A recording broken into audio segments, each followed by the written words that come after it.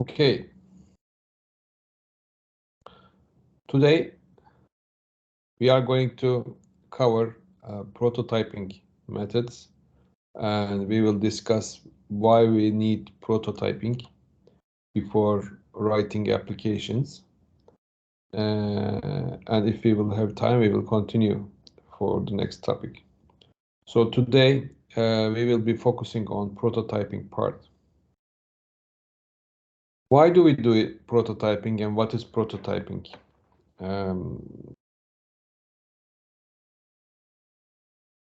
When we develop the application, it takes a lot of time and effort and money and manpower to make the application and develop the application. And a lot of part of the effort goes into developing user interface. And the studies show that 60 to 70% of the effort, almost over half of the effort, goes into developing the user interface and interaction of the application rather than the backend. Therefore, before going into implementation, it is very important to and helpful to make a prototype so that you can end up with better product, because once you finish your product, you cannot change it. By doing prototyping,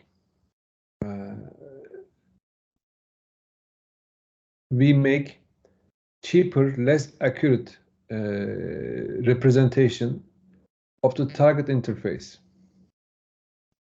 And prototyping is so important in the early phase of in the initial phase of the iterative design process, and also it is useful in the later iterations as well.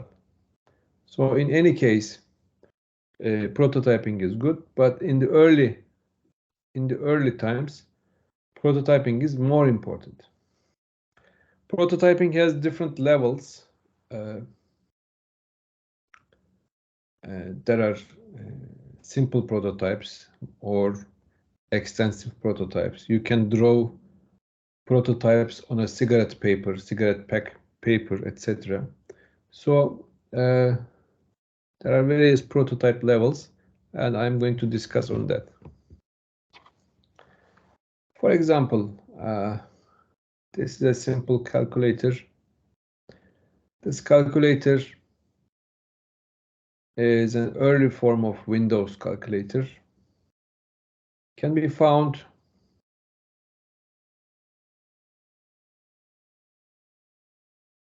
in many places.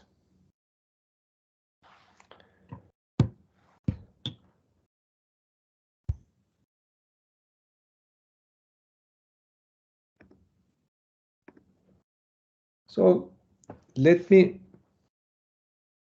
focus on that. You have regular calculators.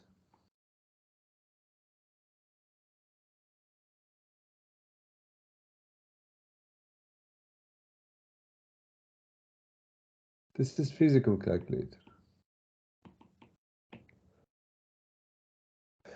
When you are going to make a calculator accessory to be used in computer, it was helpful to make an analogy so that the calculator on the computer looks like the calculator in the physical world. However, this one has limitations.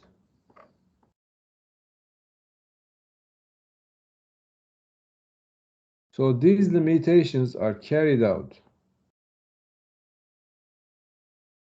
to the calculator of the environment.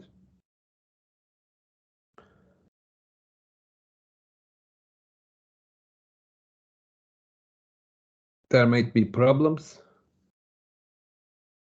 So once we implement a calculator like this, people start using it and accept it as normal. For example,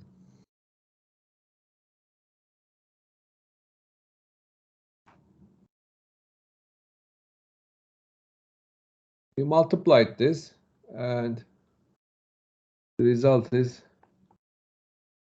140. Then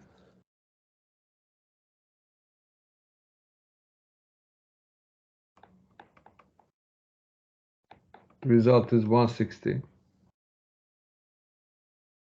So there was a previous result. You may forget that result. For saving that kind of result, there is a memory plus button.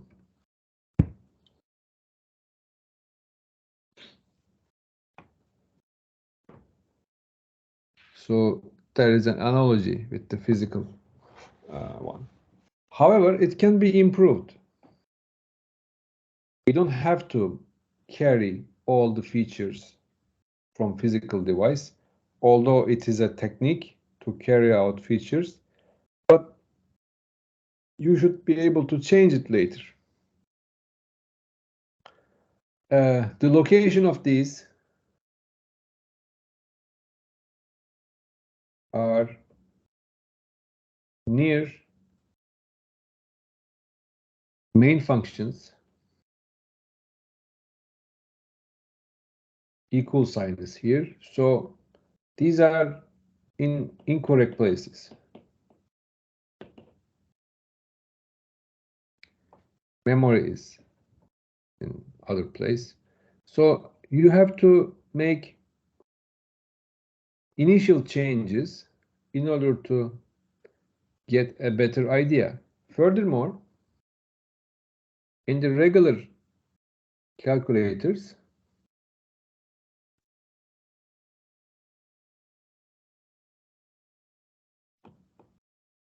what you do is lost.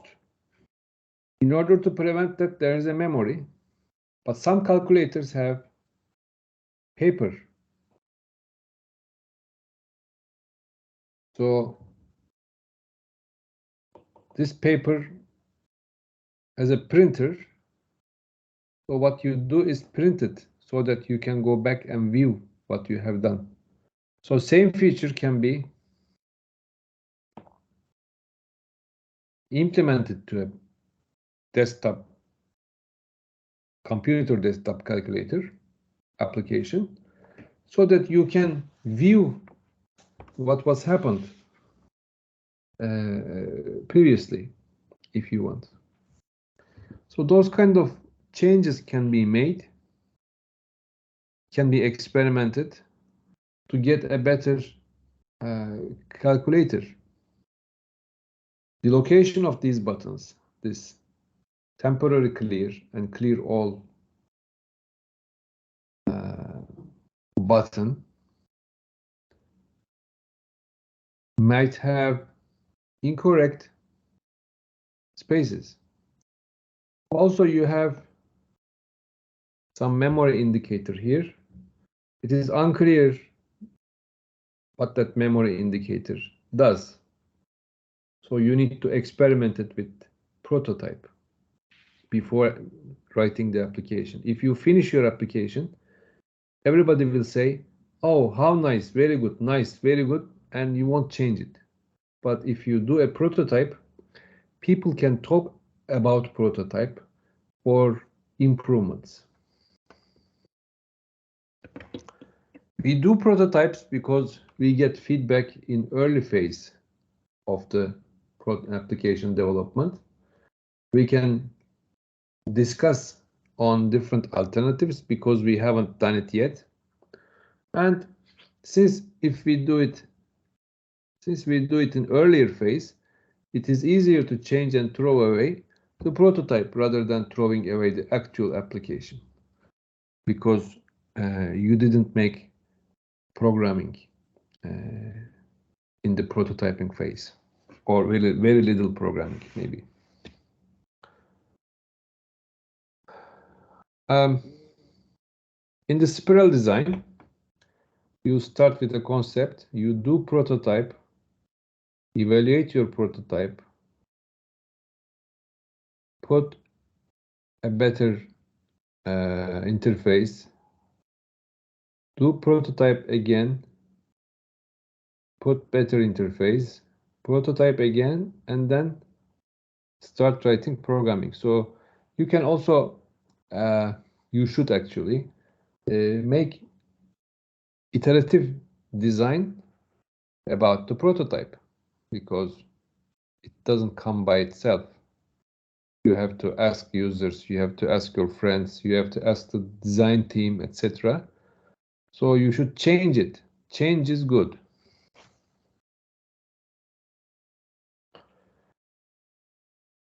The spiral design of prototype model has 3 phases. One is the conception, second is the prototyping, and the evaluation. So new concepts are born after evaluation or design decisions.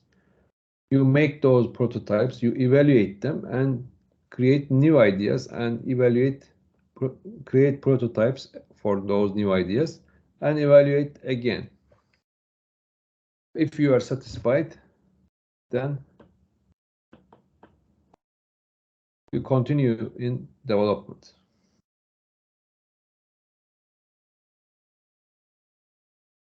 There is a term called rapid prototyping. Rapid prototyping is both computer science and mechanical engineering term. In the mechanical engineering term, rapid prototyping corresponds to 3D printers and similar things that makes quick and dirty mock-ups of existing mechanical parts or functioning tools. The definition of rapid prototyping is as follows. It's a specific strategy performing requirements, definitions where user needs are extracted, presented, and successfully refined by building a working model of the ultimate system quickly. So a working model of the final system. This guy is a software engineering person. It always starts with sketch of the interface. Sketch is good, like this. So this kind of thing is called sketch, because if you don't like it, you can erase it. So the goal is not to have a precise layout of the application. Instead, you visualize the functionalities of the application and all possible tasks that we can perform. Using this methodology of creating mock-up interfaces for testing purposes is a way to precisely understand the needs of the user. So we will precisely understand the need of the user by making the prototype, because once we show the prototype to the user may say, I want this, I want that, I don't want this, I don't want that. So you can get certain feedback from the user once you show the sketch. It is very important. Doing a rapid prototyping in sketch form is essential.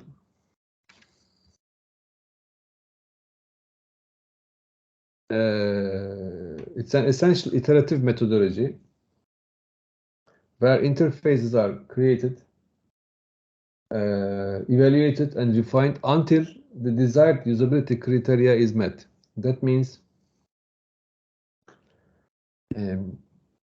you start with a sketch, you improve it, iterate, again, show the user, again, change it, again, show the user, and finally you are satisfied, somebody is satisfied, or you are out of time, then you continue programming. That's how we do iteration.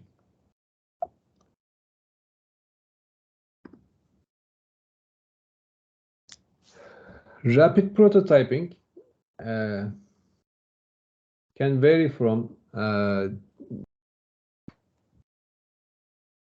drawing things by hand, or using certain tools such as Excel or prototyping tools for mobile applications, or using a pencil and paper like this. This is what we call paper prototyping.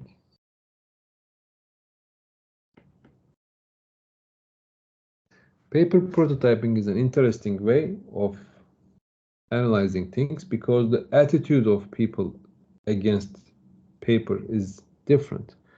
If you don't like it, you can throw it, and you can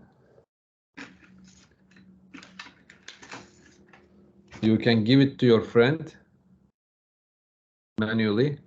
So you can throw it away, you can write on it. So it is very handy to discuss on something.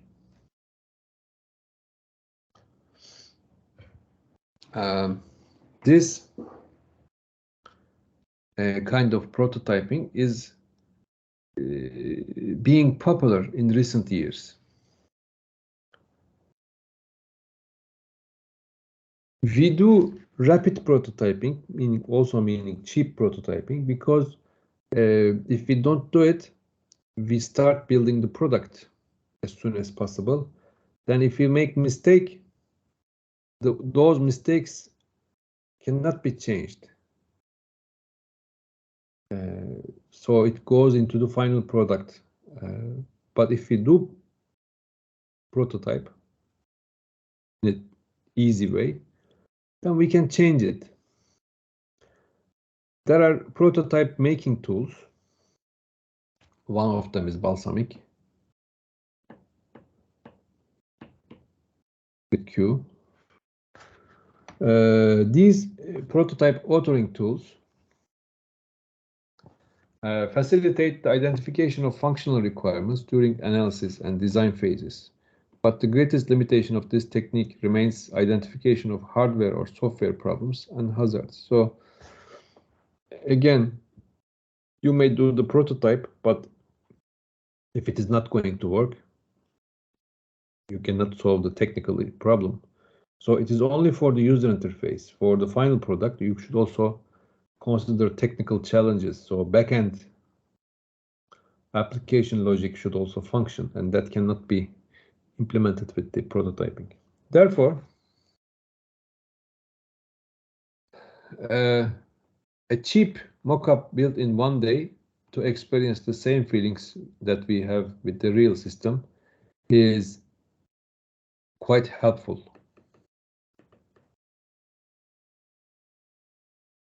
Its help is much more important than you think.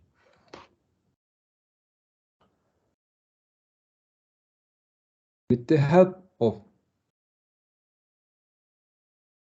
tangible, meaning you can touch, you can see, you can use tangible prototype, the trust of the user will increase, the relationship and communication between the user and developer will improve, resulting in clear goals and tasks, therefore more chance of acceptance of a project. In software projects, there are usually disagreements between customer and the programmer and the company. This also happens in your graduation projects, where you start with one agreement with your advisor, and towards the end of the project, since you didn't show any prototype over the course, then at the end of the term, there will be disagreements, there will be change requests, etc., because you didn't agree on a prototype at the beginning. So with the customer side, the goal definitions and function definitions are clarified with prototype. Sometimes user has unrealistic expectations about functionalities of the desired application. So too many things were expected, but once you show the prototype, you can discuss with the customer about what are the things that are possible using this application. So don't expect miracles from the application, and those kind of discussions will help project management and project completion as well. In all cases, prototypes are only way to learn from experimentation before development. Because once you, again, I repeat, once you finish your development, you tend to like it. If you finish programming, you like it.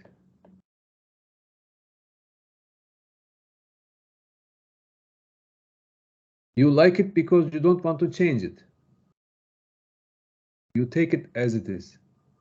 But if you didn't, if it is a prototype phase, you are more free to unlike it and change it.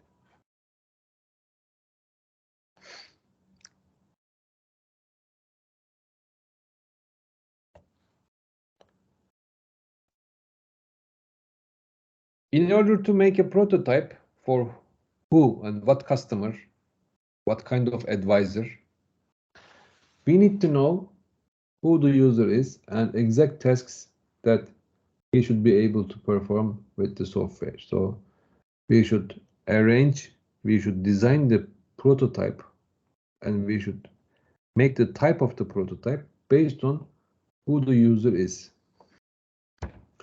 Then we can concentrate on abstract level of the interface, such as the kind of content that will be displayed, the number of items on the list, the type of the inputs, whether they go into the left or right, etc. So then abstract level can be discussed and made. During those discussions and elaborations, we have to write down why several design choices were made, so that we don't forget the relationship between technical constraints and the choice of objects, type, and placement. Sometimes there are technical reasons of doing certain things, and those technical reasons or organizational reasons should be written down so that it doesn't get changed over the experiments and over the development of the prototype iteratively. That principle is called as design rationale, written down rules for certain design choices. Why do we choose certain way, not the other way? That principle is called a design rationale, and it guides your prototype.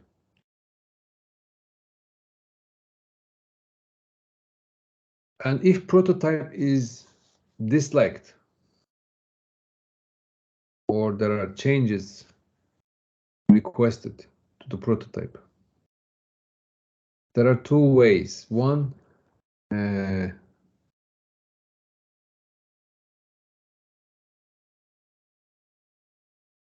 you can modify the prototype, or you can start another prototype. So sometimes starting from the beginning is faster. Throw everything, start from the beginning. So because when you start modification, quality is affected negatively. That is obvious in many types of software. Once you design a software and finish it, it has certain architecture. As you start modifying it over the time, the architecture is disturbed and architecture is affected badly. So over the years, your architecture becomes worse than the architecture at the beginning. Therefore, sometimes it is easier and faster to completely start from the beginning.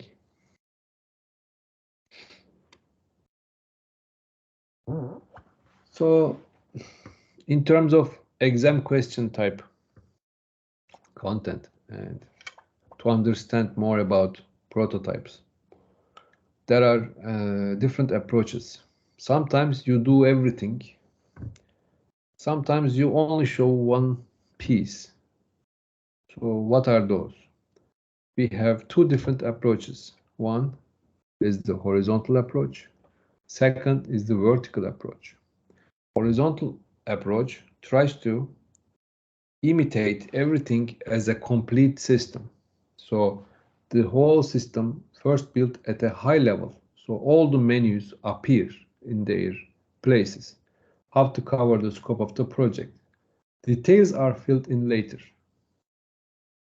Main components of the interface are included. So it gives the illusion of a fully functional prototype, but the buttons are not working. Second, vertical approaches.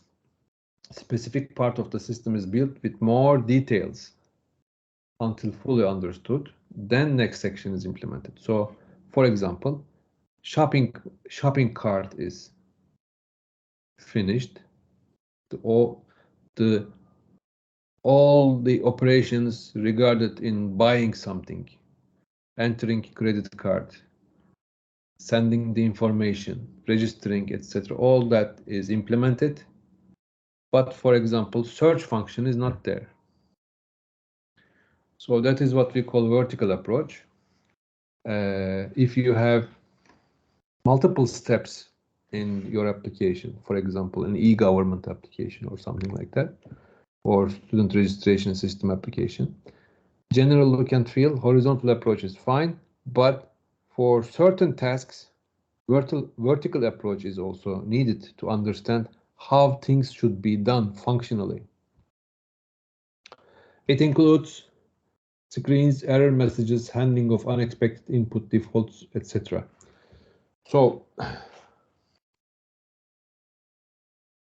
using this one or two primary task selection, it makes sure that a substantial part of the vertical functionality is supported by the prototype. You don't implement everything. For example, in your application,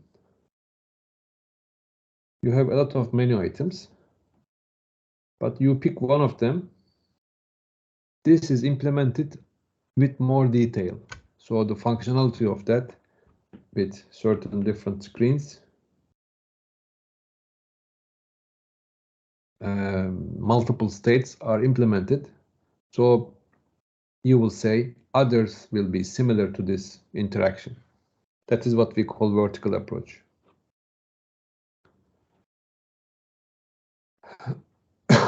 Vertical approach deepens the functionalities and details of only one screen.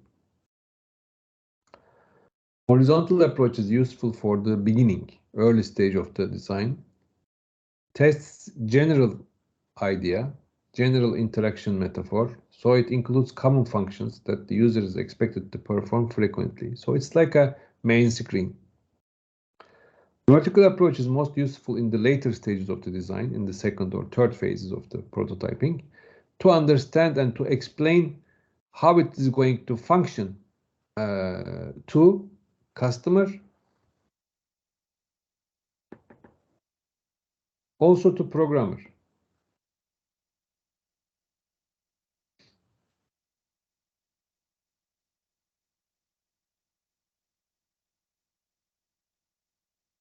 Vertical prototype explains how the program is going to function to customer and programmer. Therefore, once they see it, they will say, okay, I understood.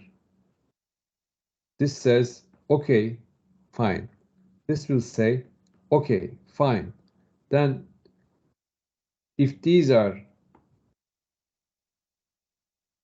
saying, okay, fine, then you can start programming.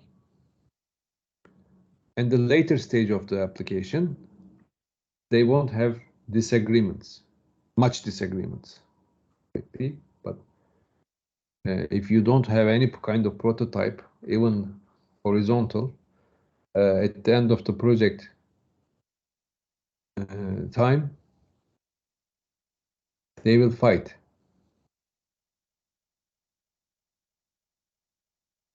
And you know what happens?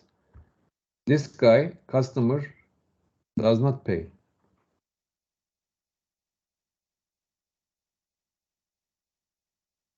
Because this guy thinks the application is not finished yet. The other guy, programmer guy, says, I did what I can do. The functions you ask are extra. Please give me more money for that. But the customer says, it wasn't extra. I was expecting that. That was natural. You should have understood that. So since there is no written detail in most cases, they go to the third party, they go to the court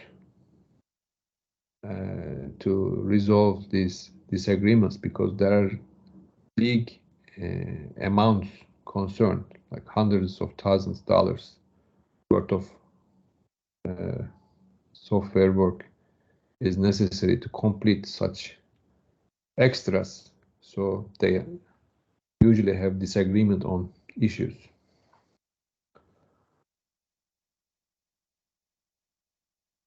How much detail is your prototype going to have? When you have a lot of things on the interface, the initial interface, the main, this is related to the breadth.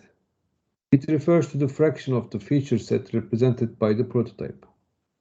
What are the functions? The prototype is low fidelity in breadth, might be missing many features, having only enough to accomplish certain specific tasks. A word processor prototype might omit printing and spell checking, for example. So some functions are missing, but it shows everything. Depth means how deeply each feature is actually implemented, such as in a shopping site, buying is completely finished, for example, in prototype. If buying process is finished by clicking and filling your name, etc., in the prototype, that is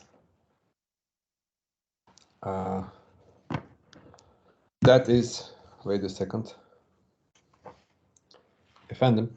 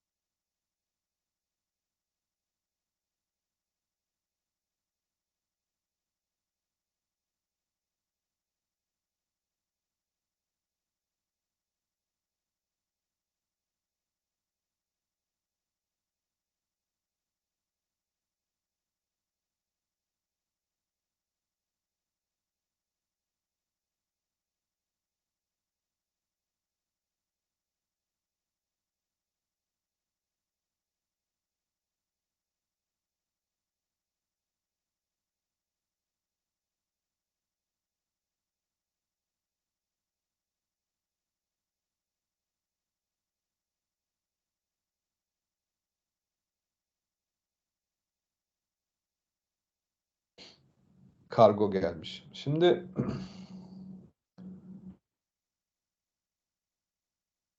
for example, a shopping. If the shopping experience until finishing the purchase is implemented in the prototype, then we call it as deep prototype. It is depth. If there is a backend function, even it's a single mockup function, then we call it as deeply implemented prototype. Deeply implemented function of the prototype.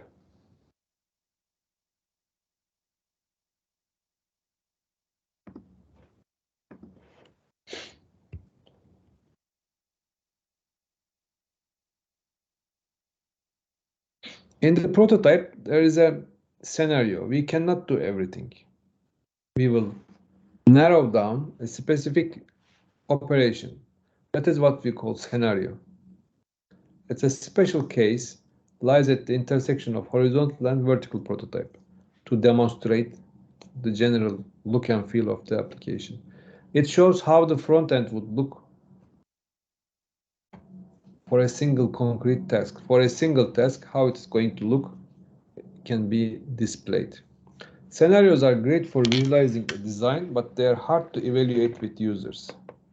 So it is good for visualizing, but in order to make an experiment, scenario is very difficult because it is only a prototype functioning. It's not a functioning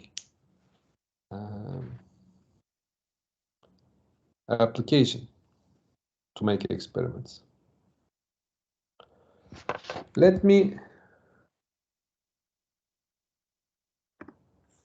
stop here and show you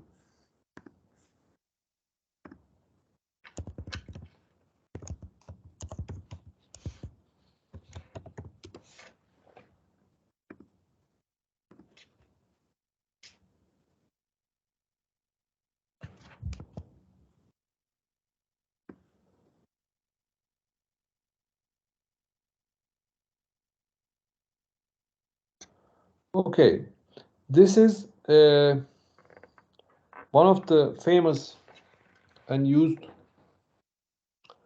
prototyping tools on the market called as Balsamiq.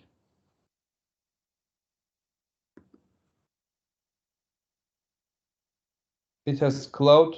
It also has desktop application.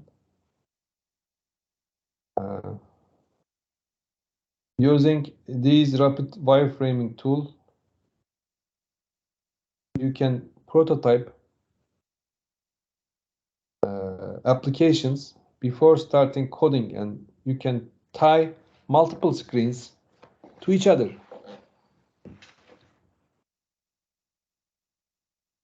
It has cloud. Let me actually show this.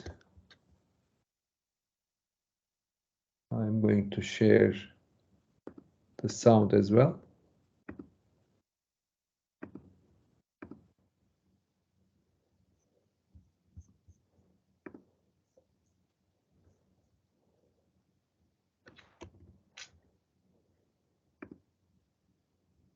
Would you build a house before making plans for it? Then you shouldn't build a website, an app, or a piece of software without wireframing its key pages and screens. Business owners, product managers, designers, and programmers all use Balsamiq to clarify, iterate, and communicate their user interface ideas. A simple but invaluable step which saves you from feature creep and from wasting a bunch of time and money coding the wrong thing. Balsamiq is the industry-leading solution for fast, approachable, collaborative online wireframing. The app is incredibly easy to use. If you can use Microsoft Office, you can use Balsamiq. You won't believe how fast you can whip up screens and web pages. We compete with pencil and paper, and we win. We keep things at low fidelity so people don't get hung up on details too early in the process, and they don't confuse your wireframes for the final design. We've been working on wireframing tools for 10 years now, so we know which features you need and which you don't. Plans start at $9 a month with unlimited users. Give us a try for free at balsamiq.cloud and see for yourself. Any questions? Ask away. We're good people and we care. So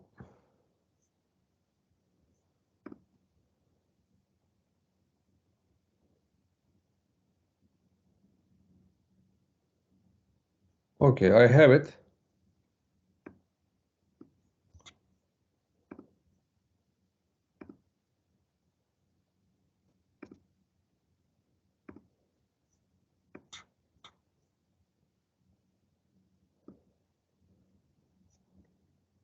This is the application.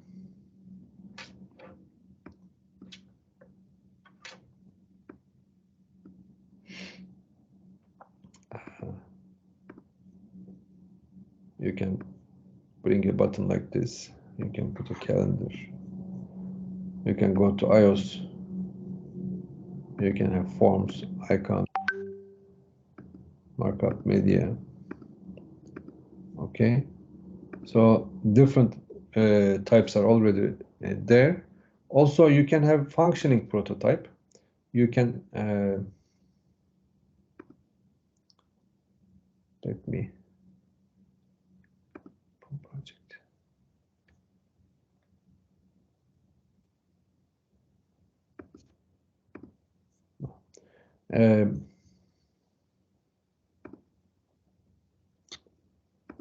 You can go to full screen presentation like this. In the full screen presentation, you can click on things, and these clicks can be connected to other screens. So in the prototype, you can interact with multiple screens. You can click and move to other pages, other screens and dialogues, so that you can demonstrate. Okay.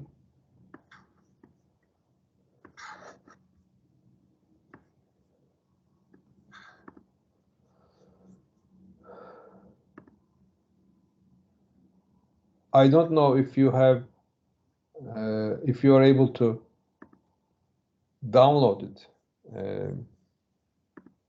freely, but there is a trial version. Let's go 451.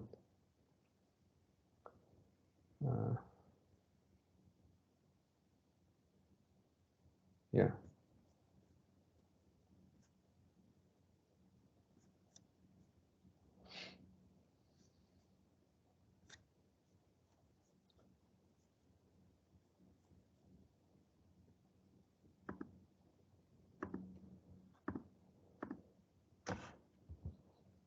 So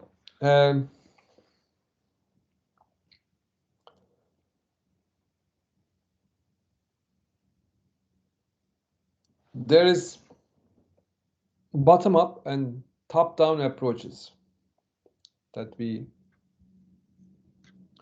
deal with. Oops, sorry.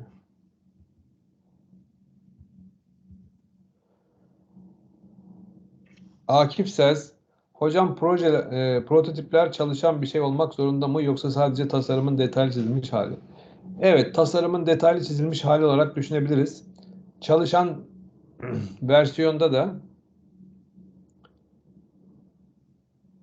dikeylerde daha çok, bottom up'larda olabilir o. Bir fonksiyonunu çalıştırabilirsin.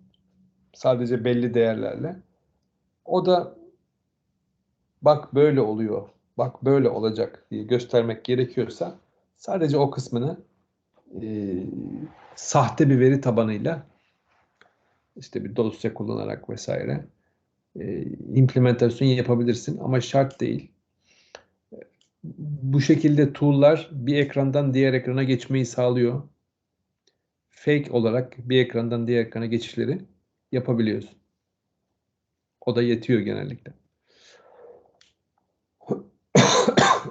In the top-down approach, we analyze the task to define a conceptual design and we model the interface in increasing level of detail, from low level of detail to high level of detail.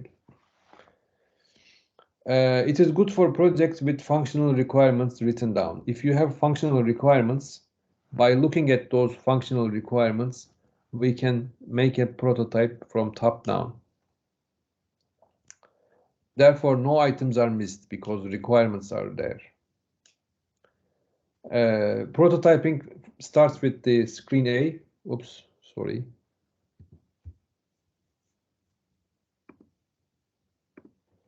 Prototyping starts with screen A, then screen B, and screen C, and D and E. So first you do the main screen. Okay. In the bottom-up approach, requirements are not clear.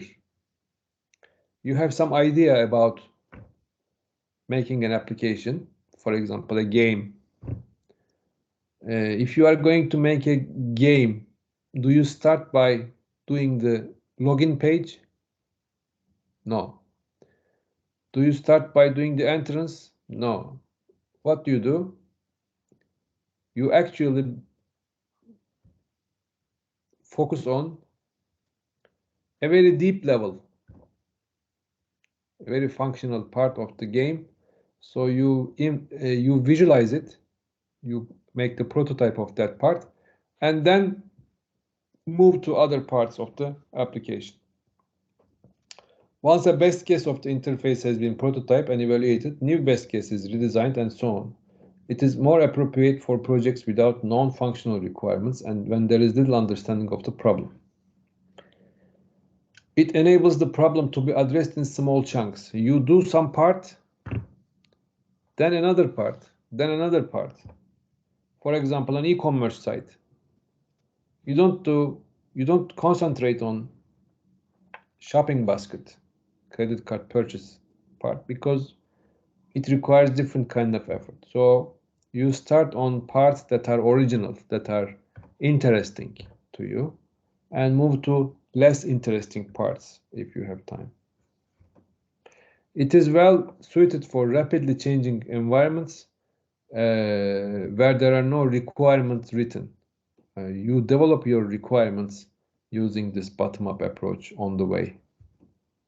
Hoca, we cannot say the one is better than another one, right? Oh, we cannot say one is better than another. Usually, if it is a business project, bottom-up is not as good. If it is an agile project or interesting, challenging, creative subject, then bottom-up approach is better. For example, a banking application is boring, okay? In the banking application, your prototype should be top-down because there are functional requirements. You start doing it and finish it. But with the bottom-up approach, if you are going to create something, some kind of experience, new kind of interaction, etc., that kind of new product, then bottom-up approach can show what are the interesting parts, and also at the same time you develop the requirements together.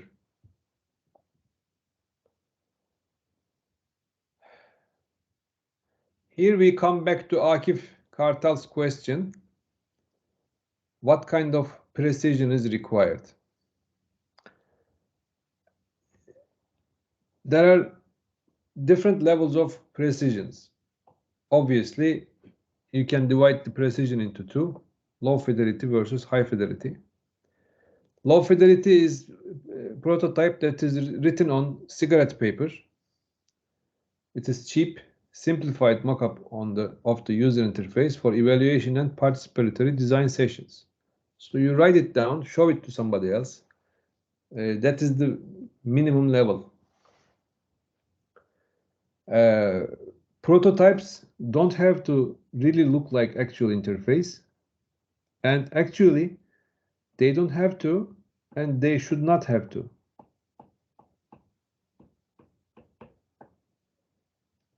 Because if they look like actual interface, people say, it is good, thank you.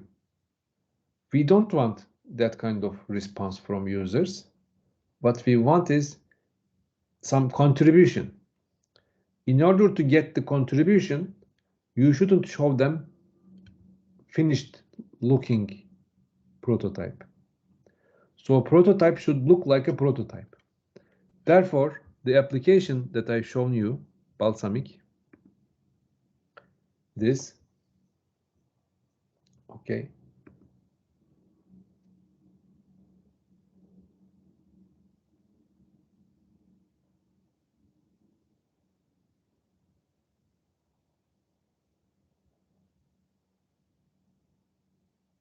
Yeah.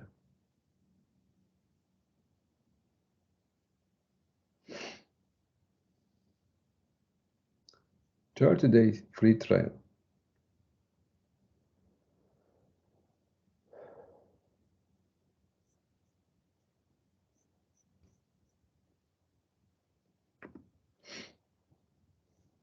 Okay.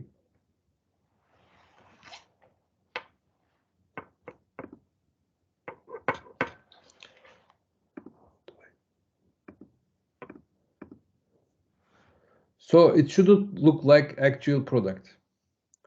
Low cost of prototyping enables more design cycles. If you can make the prototype fast, that means you can throw it fast. High fidelity prototyping is a method where the prototype is implemented to be as close as the final product. If the project is very big, then it might be a good idea to make a little bit high fidelity prototype so that look and feel also can be discussed.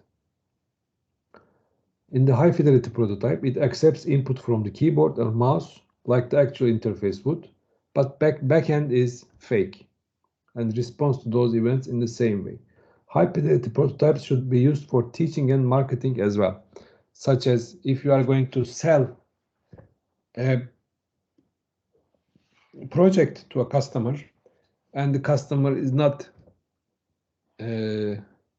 purchased the software, therefore you didn't develop it, but you want to get the bid taken by your company, you want to sell your product to be programmed later.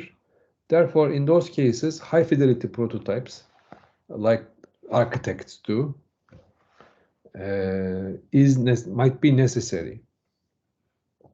We have the word projeden ev satmak.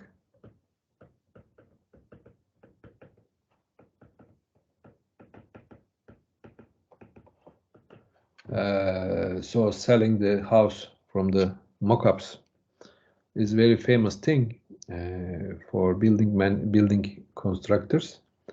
Same thing is valid for software sales. If you haven't done it yet, but you want to sell it, you need a very good prototype so that the customer will say, yes, I buy it.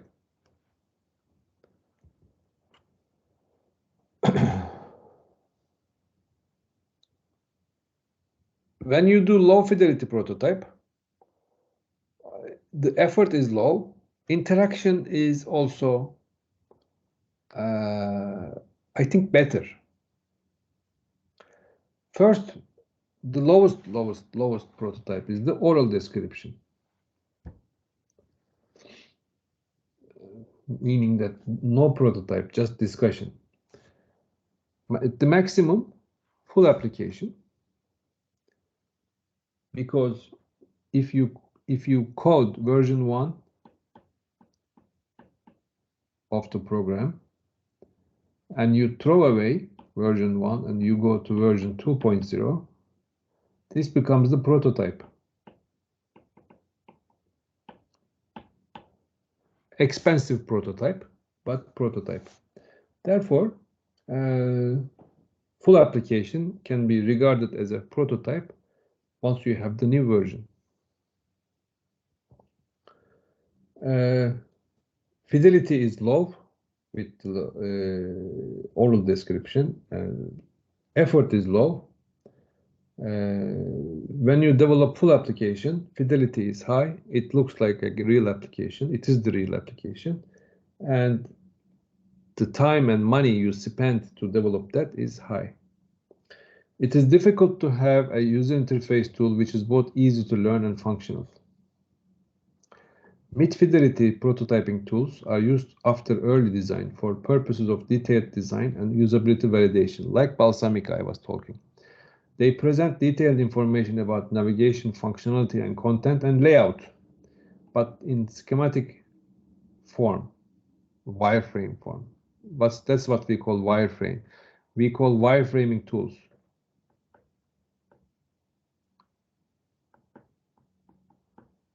They should look like wireframe, because if they look like actual product, people tend to like it, and liking is not good in development. If you like what you do too much, you don't change it. Okay. Mid-fidelity prototypes serve as a reference for the functional specifications. It is also a good idea to distribute those prototypes to developers. Assume that you are 3 people, okay, in the project team. If you do prototype with mid-fidelity and distribute tasks to each person, they will all agree on who is going to do what, because it is all defined at the beginning. Obviously, you can modify it and change it over the course, that's normal, but having a prototype in the common folder, common directory, helps people to understand how it is going to be done, what are the functions.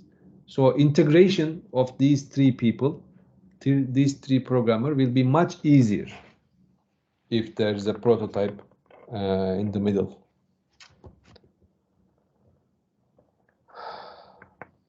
Low fidelity examples like sketches, there are little interaction between, those are pictures, but it is good for conceptual design and understanding the application. Advantage is low cost, useful communication vehicle. For meetings, you can bring it with the printed papers and you can show it to people. Once the requirements are finished, there is no more use. But it is valuable.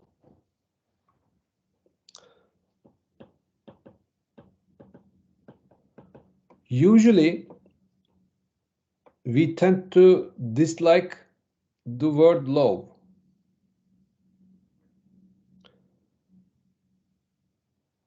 We tend to get more things, more expensive things, best things, etc. This is not the case. Low fidelity prototype is good because it is cheap, because it is changeable. Okay, I don't say you should prefer it, but it is good for that kind of stage. Early design, conceptualizing what is going to be done. It is very good. Mid-fidelity prototype, kind of functioning with the prototyping tool, some simulated interaction, designing and evaluating most interactive aspects of the interface, including navigation, functionality, content, and layout, using the tool that I just shown to you. It is very easy to make it. There is no programming going on. It is just a drawing tool like PowerPoint, but specialized. Also, you can use PowerPoint or Excel. Microsoft spreadsheeting tools or presentation tools to make prototypes, because you can switch from one to another screen and you can have detailed drawing experience for everybody. And if you develop something, you can send it to your friend. Everybody can open the file because application is available by everybody. It's the standard spreadsheet or presentation applications open those files. So once you do your prototype in PowerPoint or Excel applications, not Word, it is easy to share it and discuss ideas. Mid-level prototypes are sufficient for usability testing, so you can do laboratory experiments. However, full look and feel of the common product is not there. So serves as a living specification document, which is very nice. High fidelity is lifelike simulation, as I said, for selling the product or teaching the product, marketing tool, training tools, simulation or advanced highly interactive techniques. Or if the application is too expensive, then high fidelity prototype of one part of the application might be a good idea to see how front-end tools will function, how front-end details will be implemented. If there are any catches or any problems, you can find those problems before writing the full application, before populating that interface to all parts of the application, because it takes a lot of effort and programming. You can focus on prototype part, it will be vertical, then understand okay, those are the problems we can fix.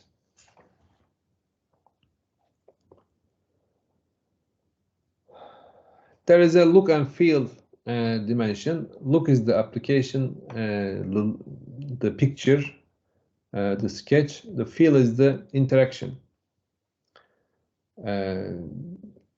Pointing and writing feels very different from mouse and keyboard. So once you make a prototype, interaction methods play important role. For example, when you are making a prototype for mobile application, you should show that prototype on mobile screen. If you show it on desktop screen, the feel is not the same. Look is the same, but the feel is not the same. It is the appearance of the prototype is the look. Feel refers to the physical methods where the user interacts with the prototype. So feel is different, for example, between mobile and desktop.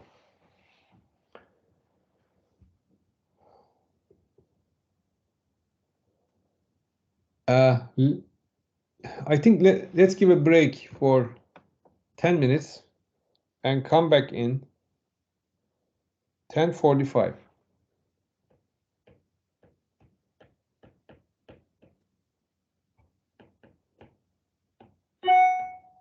See you in 10 then. Yes.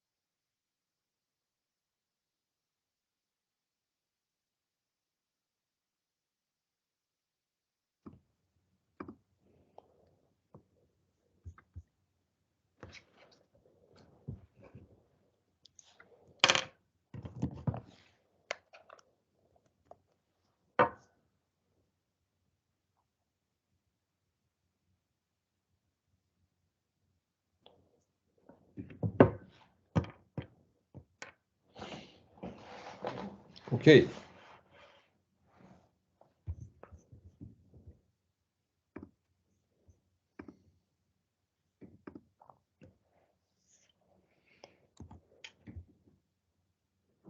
So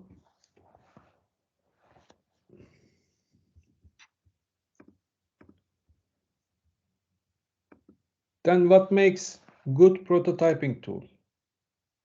What makes a good prototyping tool?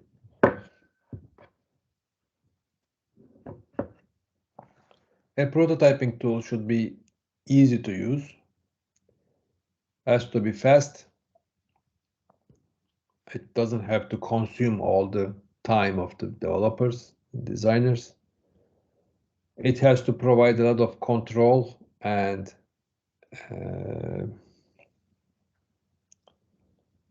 libraries, pieces to be included, like buttons, switches, etc. So customization and variety of choices should be available. And then data collection capability in the interaction experiments should be present. So screen recording or every action of the client can be taken down.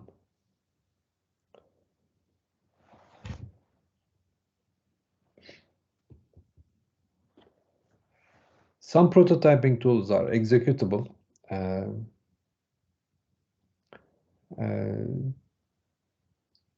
in order to provide a real life scenario. Prototype should be working in the same environment. For example, if it's a mobile application, it should work on the mobile environment. That's why the new prototyping tool, Balsamiq, works on cloud, because you can access the cloud prototype from your mobile application and run it as a mobile interface. It would be wise to keep existing prototypes in case we need one or more part of the previous one. Therefore, this is what we call lifecycle support. Old versions should be saved in a library so that we can use existing parts that we have done before. Lifecycle management or library management should be provided. Also, since there are multiple people involved in software projects, that when we need prototyping, team account should be possible. That is what we see in the cloud-based approaches as well. So your prototype is public for your team. Any of your team member can access and edit or view your prototype. So collaboration is possible, also including the customer. Yeah, also the version control is possible. However, drawing things with pencil and paper is also valuable and almost mandatory in early stages of the design. Checkboxes, text fields, drop-down lists can be cut out of paper and put on the interface. So it is not only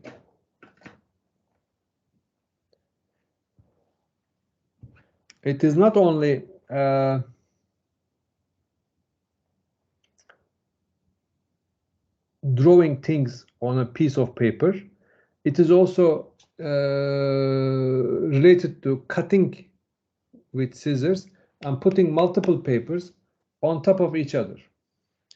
Then it can be tested by users by asking them to perform some tasks on roughly sketched papers on the table. Although seemingly unsophisticated, this method is very successful in discovering usability issues in early design phase, and it is also nice for users. People like it as an activity. Here we see one example. I'm going to show you another example. Discard.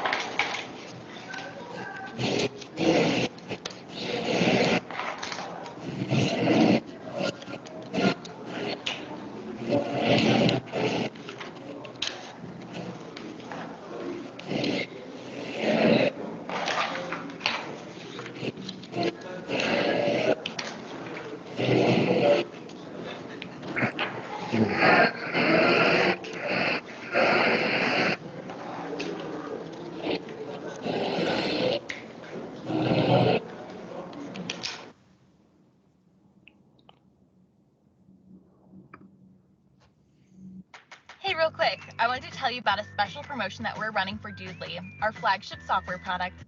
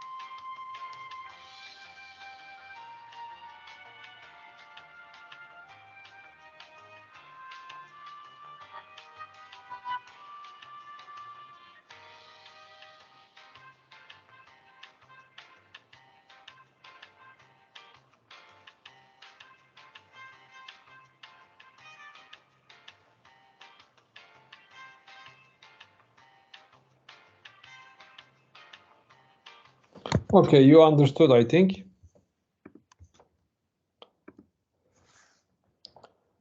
So this is what we call paper and pencil prototyping. In the last episode, we were looking into the ideation phase of developing some new software. The episode ended with me receiving a clickable prototype that I loved, but I also didn't love so much.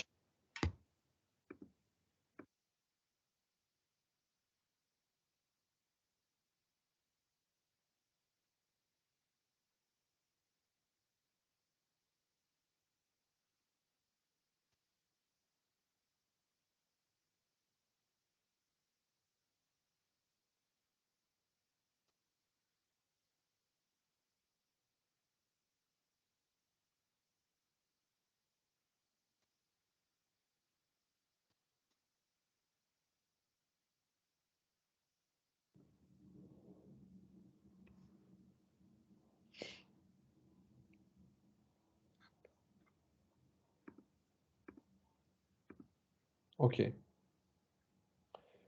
So it looks like it is unsophisticated, but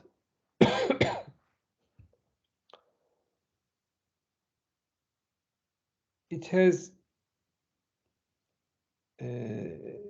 its special attraction built into the paper, so it becomes very easy to use with actual users, and also it is motivating for developers, so people still use it. The interaction is natural. Pointing with finger is equal to mouse click. Writing is typing. So pencil and paper prototyping is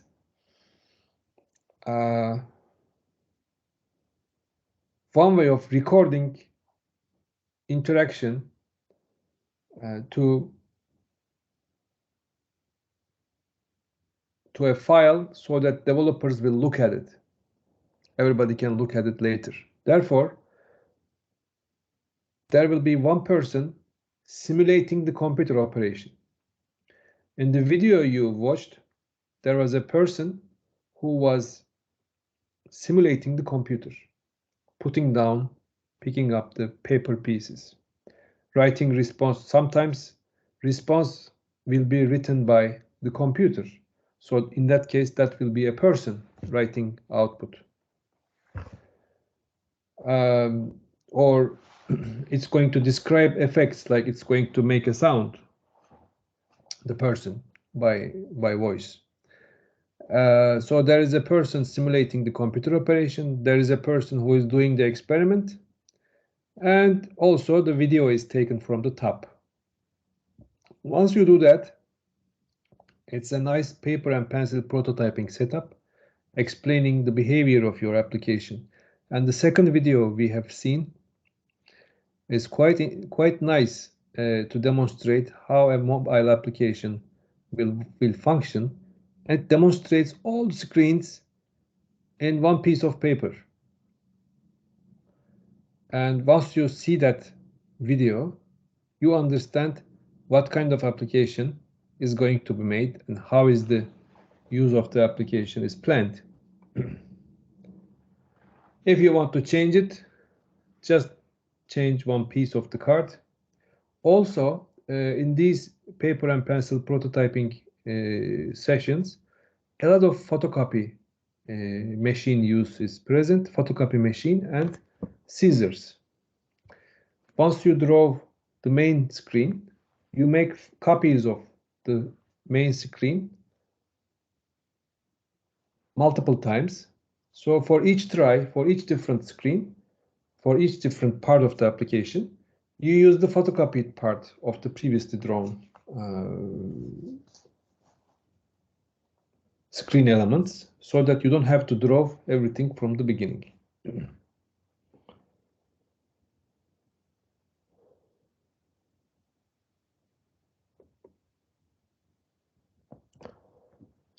The key difference between sketch and paper prototyping is the interactivity. In the paper prototype, one person simulates the computer. Therefore, a paper prototype is run by a team member who simulates the computer would do in response to users' clicks and keystrokes by rearranging the pieces, writing custom responses, and occasionally doing some verbal sounds or explaining things. Because paper prototype is actually interactive, you can actually user test it, give users a task to do, and watch how they do it. So user testing is possible with the paper prototyping.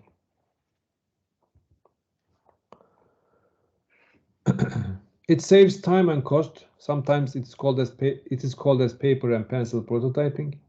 It focuses on big picture. Developers can quickly draw interfaces and test before the code. Everybody can do it. And some analysis is obviously cannot be done, but don't worry, you may have another functioning prototype later using a prototyping tool. One idea also, where is my mouse?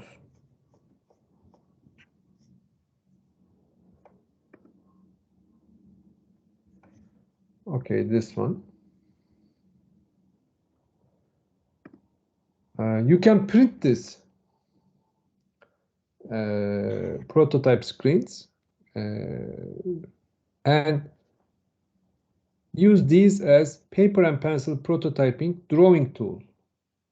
So same kind of paper interface can be designed with this prototyping tool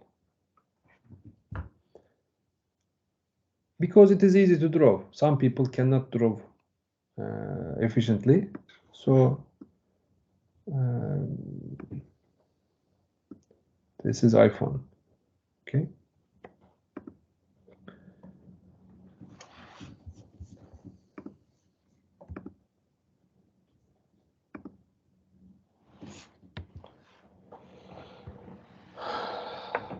They are valuable because they focus attention on the issues that matter in early design without distracting anybody with details. Once you do detailed design, people tend to talk about details, not on fundamental issues. When you are sketching by hand, you don't bother with details. Oops, sorry. You are not bothered with details.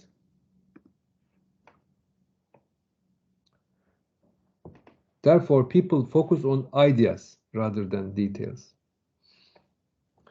So handwritten look, that is true for Balsamiq as well. Handwritten look is preferred because that makes feeling of trashable, erasable, changeable appearance. That brings the changeable appearance when you draw by hand. When you print things from the Balsamiq, it looks like it is handwritten. They make it on purpose so that it looks like a prototype. Hand sketching improves the feedback you get from users. They are less likely to nitpick about details that aren't relevant at this stage.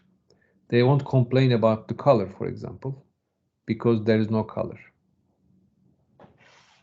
Unless there is a reason for it. Can I ask a question? Yeah. Does Figma count as a prototype application also? Does? Figma. Sigma? Uh, Sigma tool? no, Figma. This Where one we is Sigma. design our prototypes normally, but That counts? Yes. What is the website?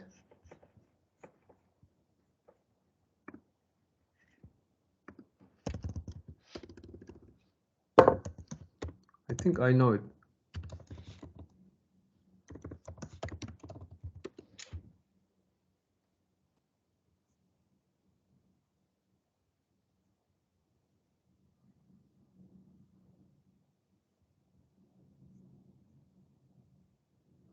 Figma.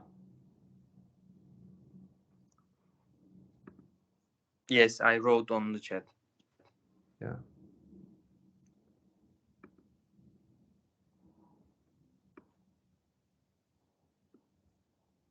Yes, let's see this.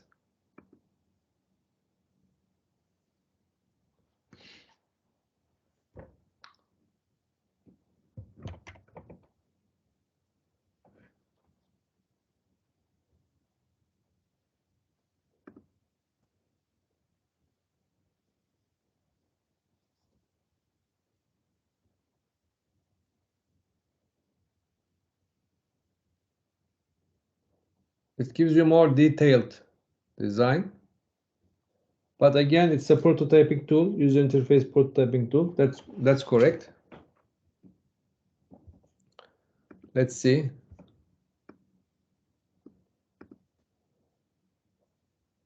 There is a free one. There is also mobile application. Let's download this then.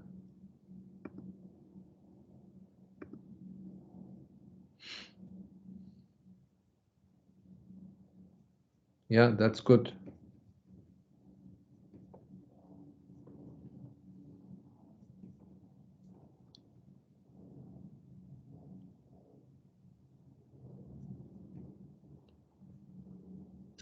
Yeah, maybe I should give a homework on Figma because there is free version.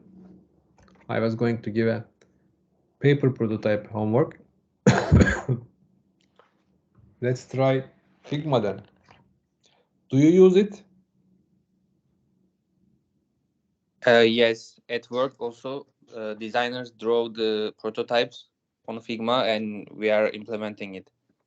Okay, let me give a homework then with that. That is a nice tool.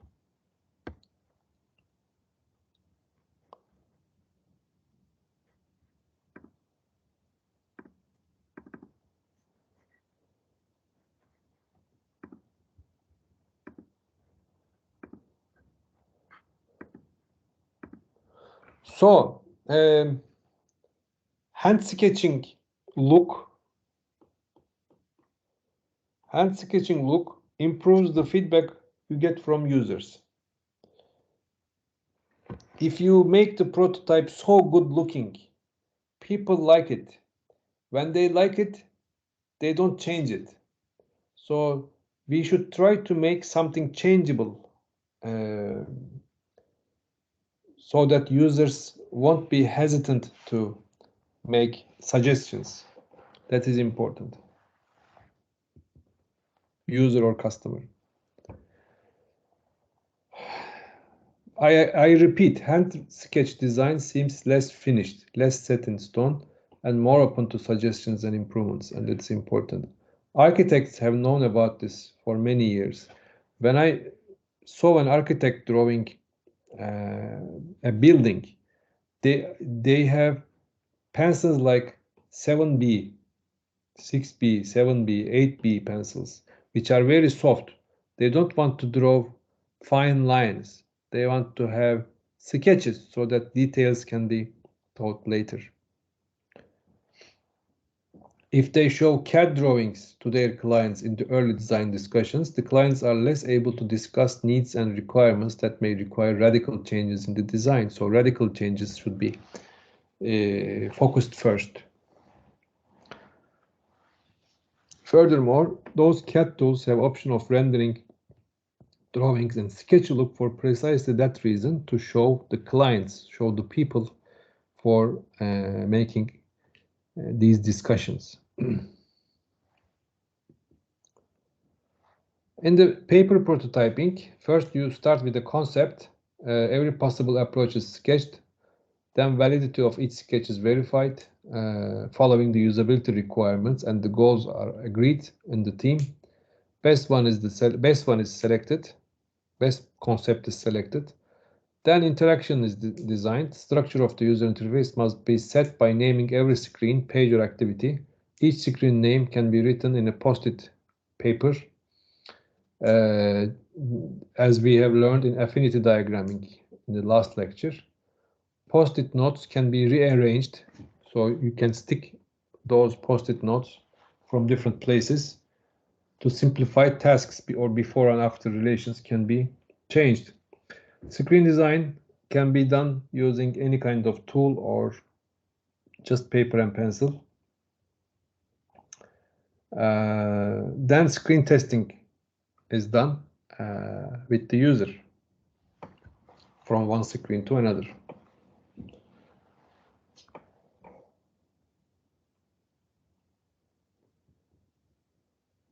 For the paper prototyping, usually you have a big paper. You need a big paper like A3 for background, index cards, small index cards for menus, window contents, and dialog boxes, a glue, tape, white correction tape, erasing tape. What was the Turkish name of it? Corifix.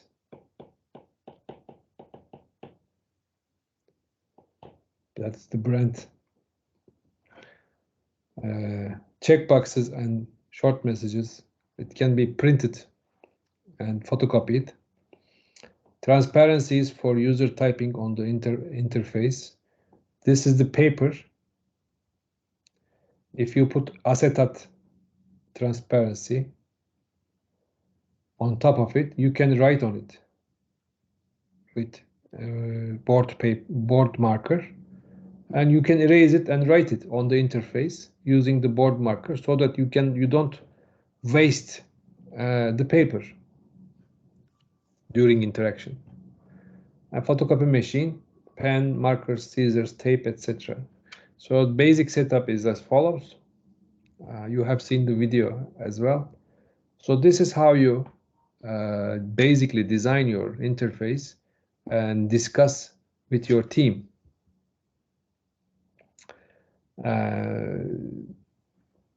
You have frames. They have good window frames, but the big one on the right is easier to read and manipulate. So this part can be changed. So the left menu will stay.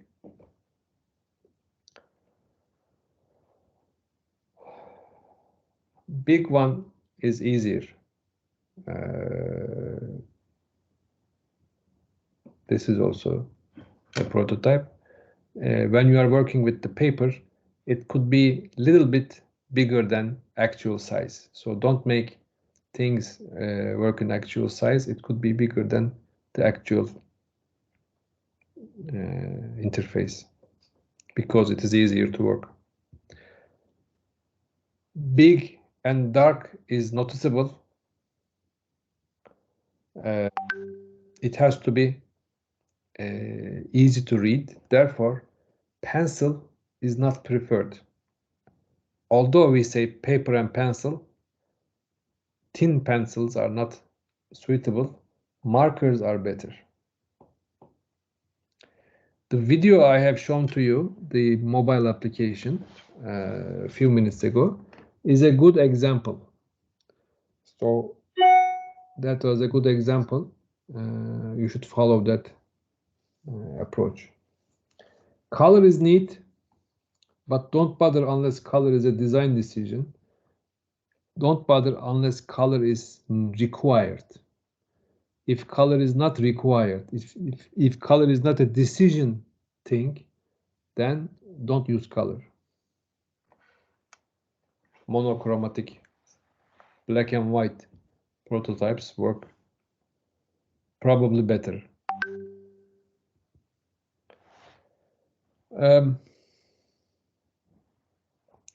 Transparencies, these acetate transparencies are easy to write on it. You can write on it and erase on it, so paper is not affected. You can erase the marker. You can have multiple layers of transparency.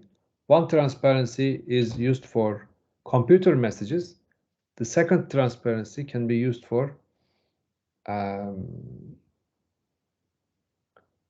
user input. So multiple layers of transparencies can be used as well. Why are we doing this? To take a video. To take a video. In the video, you need a computer, you need a facilitator, and you need an observer. Observer is optional because you can watch the video later, but it's good to have it. So computer simulates the prototype, facilitator shows the interface and conducts the experiment. Observer keeps the mouth shut and observes. That could be replaced with the video if possible.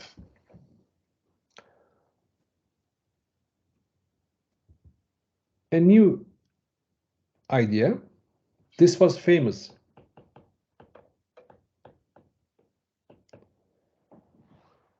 This was the Palm Pilot, which is father of organizers and smartphones.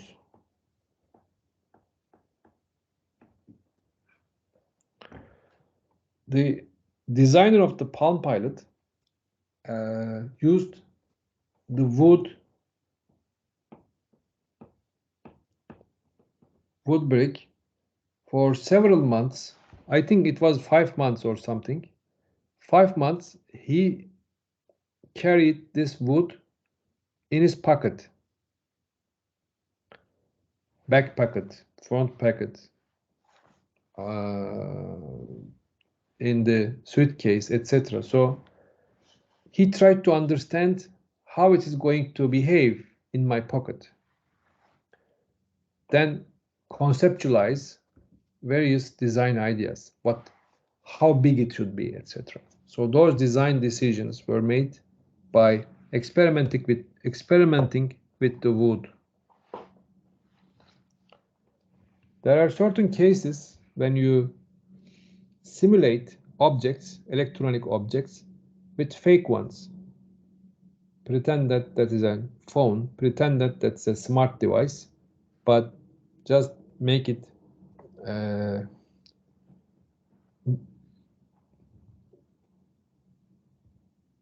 make yourself behave like the device is intelligent. Actually, there is no device because it hasn't built yet. Same interface can be implemented in various forms with the paper prototyping, and with the prototyping, different alternatives must be suggested. So we should focus on alternatives.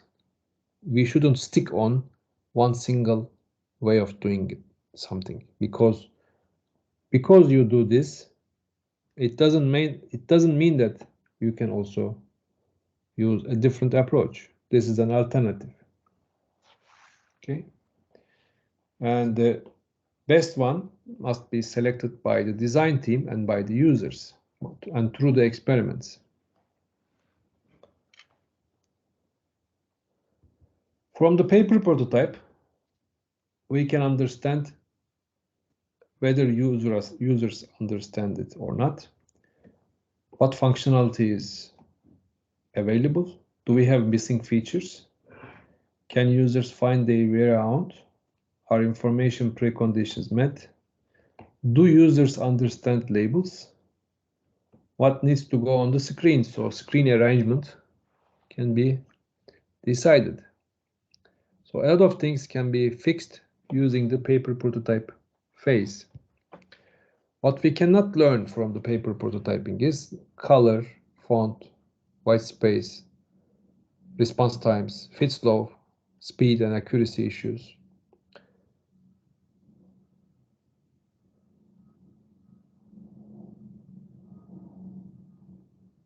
Small changes to paper prototype is visible to user, whereas it is not visible to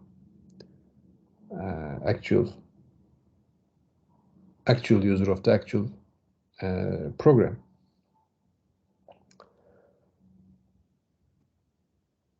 With the paper prototype, they don't explore or trash as much. If it's a prototype done by computers, they are more free to explore. With the paper prototype, exploration is less preferred because there is an experimenting person, there is a computer person moving, So it is more like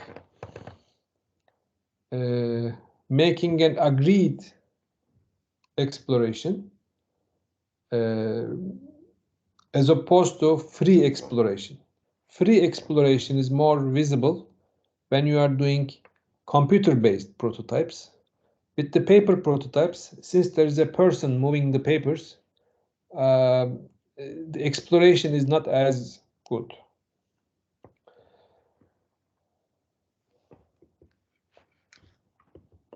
You know this film, I think.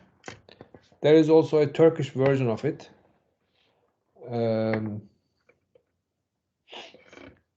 This is from the film, actually, Wizard of Oz, from Walt Disney. There is a giant here, and that giant is simulated by a person at the background. Actually, there is no giant, and these four guys goes to find the giant in some mountain and realizes that there was no giant, and it's a machine moved by a person at the back. So the Wizard of Oz terminology came from that movie. If we cannot program a certain technique, such as voice recognition, such as making jokes, such as artificial intelligence, certain artificial intelligence problems cannot be solved. So, but you want to develop an application, or artificial intelligence prototype is not finished yet. In that case, you put a person instead of an artificial intelligence. That person answers the questions at the back in another room. So computer interface is provided for a second person. Second person acts like a computer, acts like an artificial intelligence. This technique is often used to simulate future technology, such as speech recognition or video recognition, or, as I said, artificial intelligence, or something that hasn't been finished yet. This was another example, Mechanical Turk. In 17th century, mechanical arrangements were being popular in Europe. One person made a chess player machine, which was unbeatable.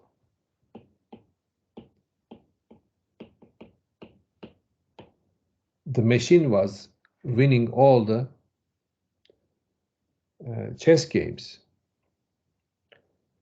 But actually, inside, there was a person. It was a soldier, actually, who lost his legs in the fight. He was a disabled person. He was working inside the machine, and they were using magnetic levers to move the chess figures at the top, so he was able to play the game from the behind.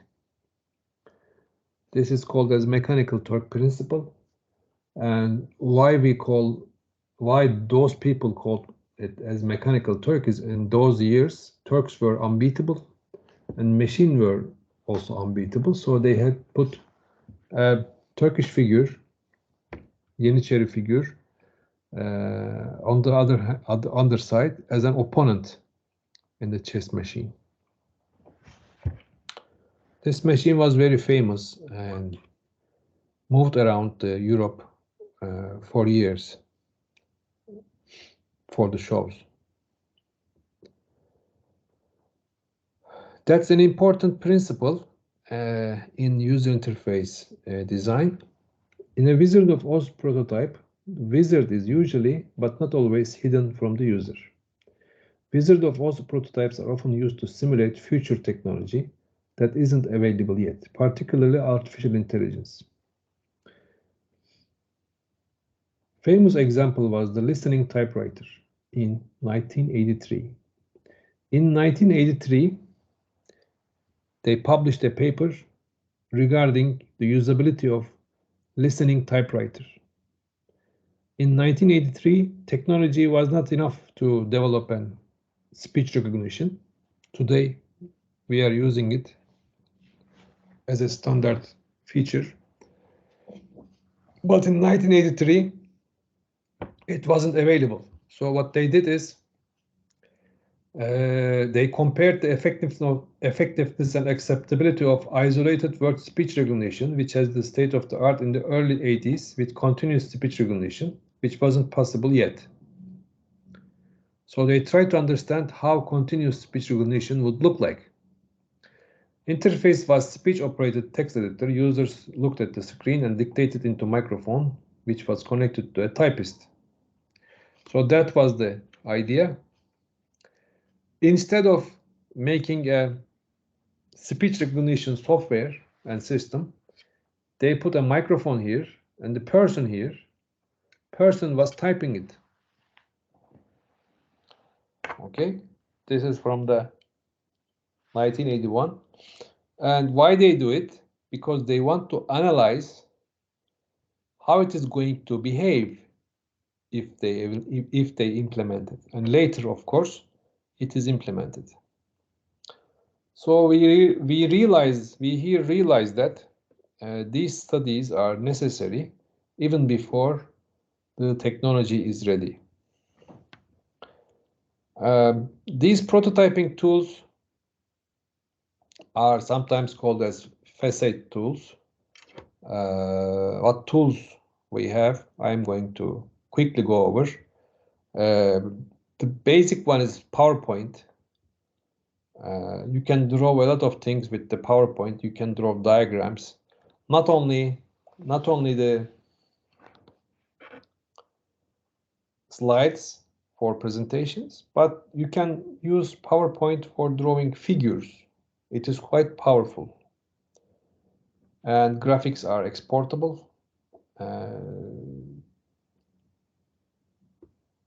I tend to see some of you are using cloud-based tools, special tools for certain things like drawing flowcharts, drawing certain things. But when I say send it to me, you can't, because it requires me to get a login from that web page. I have to subscribe to their web page. So it becomes very difficult for me to edit what you have done. But if you make it with the PowerPoint like standard tool, you can send me the file and I can edit it. So having a standard format also has advantages. This is what Balsamiq says. Mockingbird is online. Let me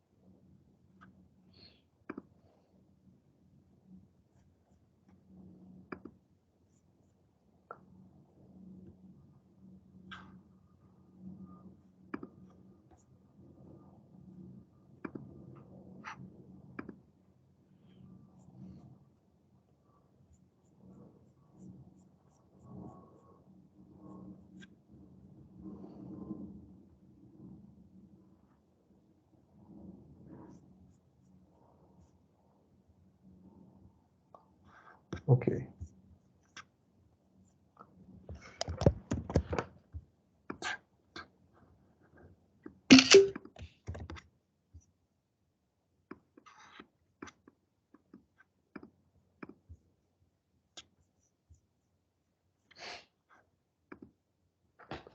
So I added it. And Adobe Director, which was very significant for mobile, and later people left it. Excel. People do prototypes with Excel because you can do pull-down menus, and these input fields can be implemented with the Excel. Also, there is grid possibility, so you can adjust windows, etc. You can set things nicely for distributing ideas about the user interface. So this is also usable. Then you will have interface building tools and frameworks. As I said, more than half of the development time goes into interface development. Therefore, there are tools that give interface developers a drawing-like experience. Those are like Visual Studio, Silverlight, GTK, Form Builder, Qt Designer, and so on. These tools are integrated into integrated development environment like Microsoft Visual Studio. Those integrated development environments support interface design that is included in IDE. Prototyping can be implemented with that, but the issue is it looks like a real program. Since it looks like a real program, people don't criticize it. What we need is criticism. It gets lost. Therefore, I don't suggest it to develop a prototype, but you can develop a functioning prototype, high-level prototype after the first one with this integrated development environment if it's a big project. Again, paper and pencil is easy, fast turnaround, extensive control, but version control is very difficult because old paper cannot be reused. Teamwork is very nice. Execution is done by person. With the tools, prototyping tools, with the prototyping tools, a lot of things are nice except version control and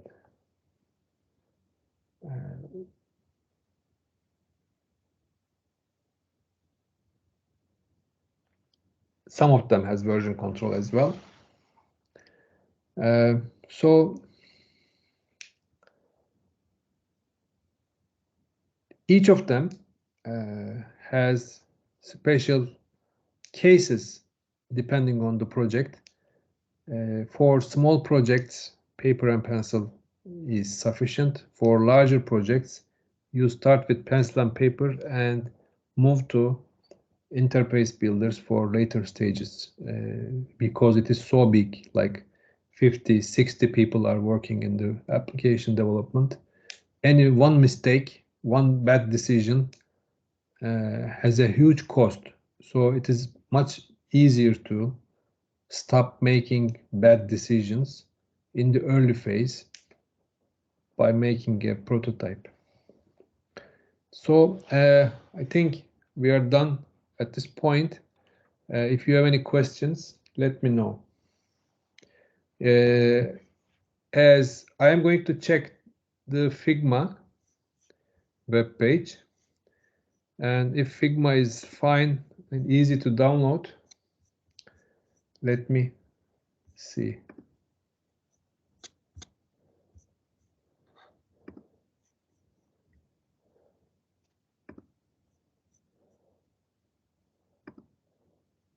Okay, I have to log in then.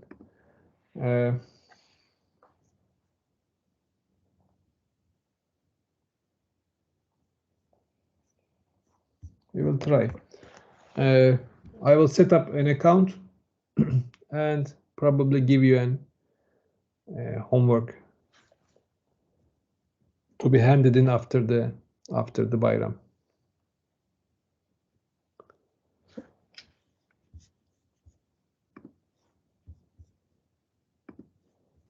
Any questions?